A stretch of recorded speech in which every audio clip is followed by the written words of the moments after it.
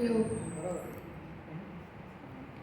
एक संग्रहित कविता आहे ती वाचणार आहे मी. आणि थोडी त्याला पार्श्वभूमी अशी आहे की आत्ताचा काळ आणि पूर्वीचा काळ. तर आत्ताच्या काळात आपण आता जे जगतो आहे ते पर्यावरणाला, एकूणच मानवी जीवनाला कितपत योग्य आहे याचा सगळ्यांनीच विचार करायची वेळ आली आहे असं मला वाटतं. आणि ही कविता लिहिली आहे चंदना उत्तेकर ठाणे यांनी आणि लोकमत सखी मंचाला ती कविता आलेली.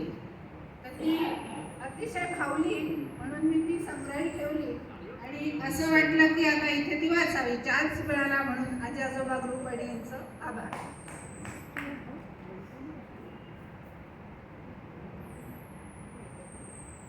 उरले सुरले जपून वापरायची सवय किती छान होती.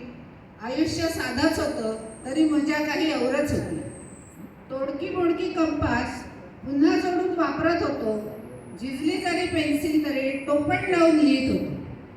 तुटलेला पुन्हा पुन्हा स्प्रिंग बदलून वापरत होतो. एकच पेन खूपच जपून रिफिल करून वापरत होतो. जुनीच पुस्तके वर्तमानपत्राचे कव्हर घालून वापरत होतो. तुझी पुस्तकं दे बरं मला, तुझी पुस्तकं दे बरं मला असं आधीच 1 वर्ष सांगून ठेवत होतो. जुन्या वह्यांची कोरी पानं दाभण वापरून शिवत होतो. जुन्यातूनच नाविन्याचा आनंद आम्ही घेत होतो. सायकलच्या जुन्या टायरची गाडी आम्ही चालवत होतो. सायकलच्या जुन्या टायरची गाडी आम्ही चालवत होतो. तोल कसा सांभाळावा ते बेमालूमपणे शिकत होतो.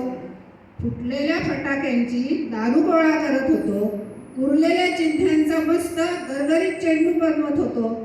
तुटलेल्या स्लीपरला पिन लावून वापरत होतो. ध्येयासाठीच न थांबता अथक पावले टाकीत होतो.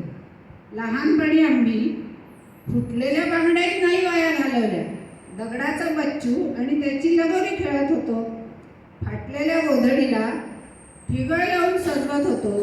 उरलेल्या कापडांना धाग्या दोऱ्यांचं साधन घालत होतो.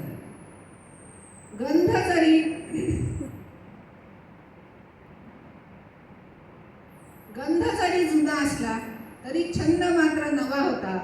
काटकसर आणि बचतीचा संस्कार चिरकाल होता. वापरा आणि फेकून द्याचा हल्ली जमाना आलाय.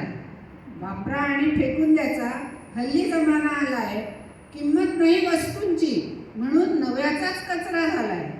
किंमत नाही वस्तूंची म्हणून नव्याचाच कचरा झालाय. शेवटची ओळ अत्यंत चांगली आहे. शेवटच्या 2 ओळी. सुई धागा हरवला. सुई धागा हरवला तरी पण तो कोणी हल्ली मागत नाही. फाटलेली नाती आणि वस्तू खरं तर कोणीच शिवत नाही.